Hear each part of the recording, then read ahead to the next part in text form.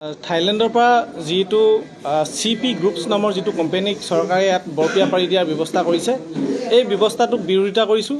আমি সদৌ অসম গাহৰি পালক সন্থাৰ পৰা চৰকাৰক শেষবাৰৰ বাবে আজি অনুৰোধ জনাইছোঁ। আজি কেইবাদিনৰ পৰা প্ৰায় 4-5 দিনৰ পৰা আজি আমি ছ'চিয়েল মিডিয়াৰ যোগেদি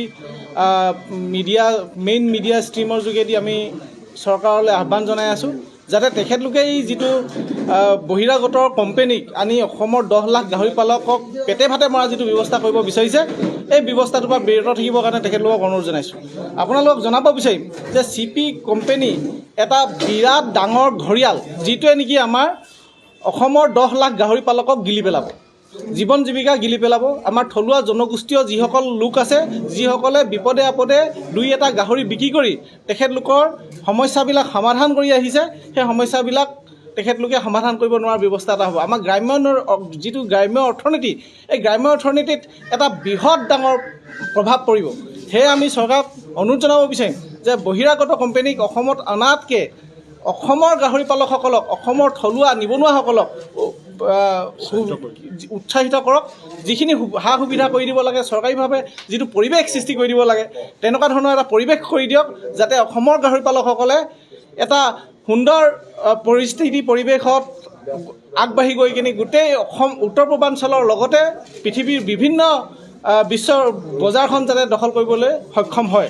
মই আপোনালোকক এটা উদাহৰণ দিব বিচাৰিম যে CP কোম্পানী নামৰ যিটো এটা বৃহৎ কোম্পানী, তেখেতলোকে পুঁজিপতি, আৰু সেই পুঁজিপতি এতিয়া এটা উদাহৰণ দিব বিচাৰিম। এইটো এটা পানী বটল নতুনকৈ লঞ্চ হৈছে।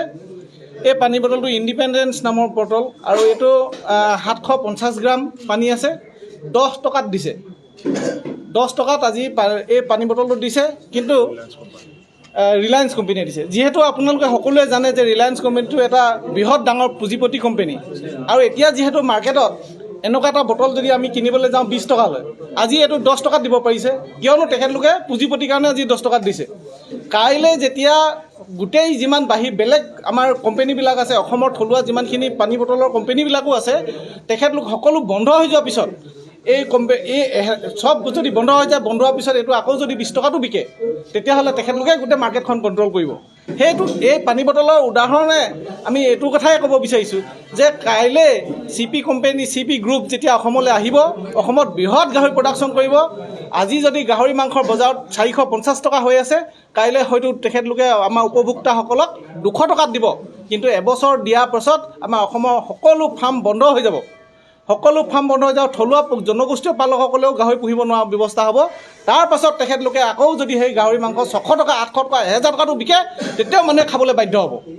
তো আমি চৰকাৰক অনুৰোধ জনাব বিচাৰিম যে এনেকুৱা ডাঙৰ পুঁজিপতিক যাতে আনি অসমৰ থলুৱা পালকসকলক, জনগোষ্ঠীয় লোকসকলক পেটে ভাতে মৰা ব্যৱস্থাটো নকৰে। অন্যথা আমি সদৌ অসম গাহৰি পালক সন্থাই ফেব্ৰুৱাৰী মাহৰ প্ৰথম সপ্তাহৰ পৰাই বিভিন্ন স্তৰত আন্দোলন কৰিবলৈ সাজু হৈ আছোঁ। আমি বিভিন্ন আমাৰ পালকসকলে মুণ্ডন কাৰ্যসূচী, অৱস্থান ধৰ্মঘট কাৰ্যসূচী, জোৰ সমদল, উলংঘ প্ৰতিবাদ পৰ্যন্তলৈকে কৰিবলৈ সাজু আছোঁ। আমি যিদিনাখন